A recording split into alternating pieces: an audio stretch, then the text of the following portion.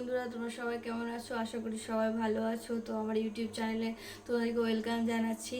তো আমি যে আজকে রেসিপিটা বানাবো একদম খুব সহজেই হয়ে যাবে, আর এটা সন্ধ্যাবেলা স্ন্যাক্স হিসাবে মানে এটা খাওয়া যায়।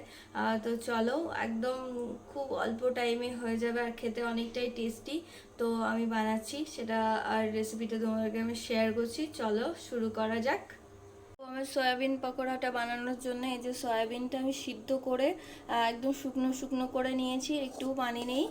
আর তার সঙ্গে আমার ডিম লাগবে, একটা ডিম এরকম ভেঙে নিয়েছি। আর আমার রিফাইন তেল লাগবে ভাজার জন্যে। আর এখানে আমি নিয়েছি, যেহেতু একটু স্পাইসি হবে খেতে, তার জন্য কাশ্মীরি লঙ্কা নিয়েছি।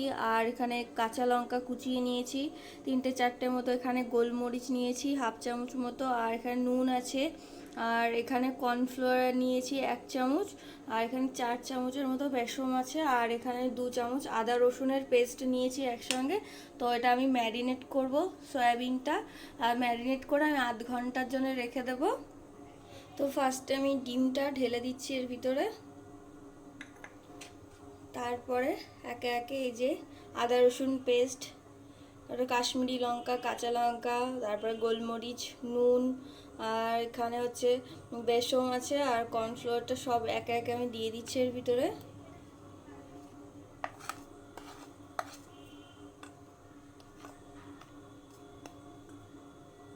সবটা দিয়ে দিয়েছি, ভালো করে মাখিয়ে নেব আমি। নুনটা কিন্তু স্বাদ অনুসারে দেবে তোমরা সবাই, আর লঙ্কাটাও তাই, যে যেমন ঝাল খাবে।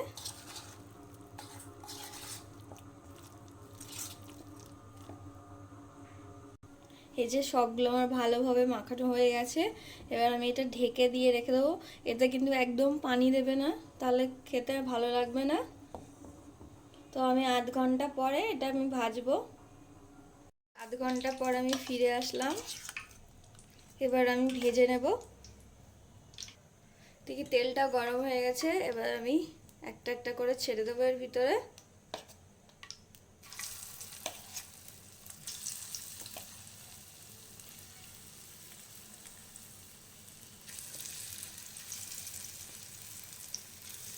অবশ্যই বাড়িতে ট্রাই করবে, এটা খেতে খুবই টেস্টি আর খুব তাড়াতাড়ি হয়ে যায়। এইভাবে ফ্রাই করে নিয়ে তোমরা সয়া চিলিও বানাতে পারো। একটা একটা করে উল্টে দিচ্ছি আমি।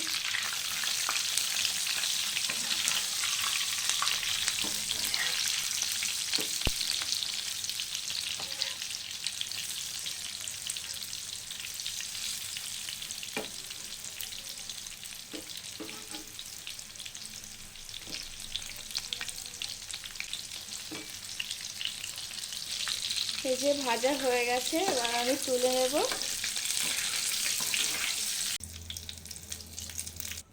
বাকিটাও আমি ওইভাবে সব ভেজে নিচ্ছি।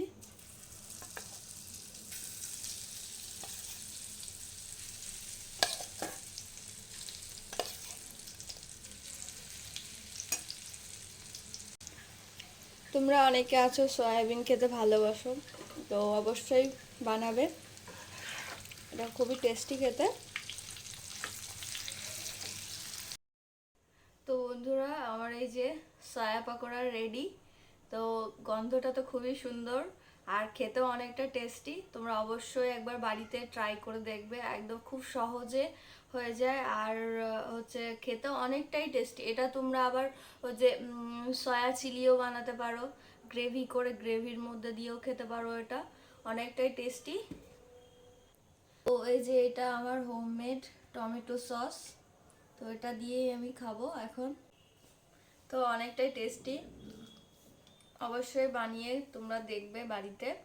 আর আমার এই সয়া পকোড়াটার রেসিপিটা যদি ভালো লেগে থাকে, লাইক, কমেন্ট এবং শেয়ার করবে, আর আমার ইউটিউব চ্যানেলটাকে সাবস্ক্রাইব করবে। তো আমার এই ভিডিওটা দেখার জন্য তোমাদেরকে অনেক অনেক ধন্যবাদ। তো চলো, আবার একটা পরের ভ্লগে দেখা হবে।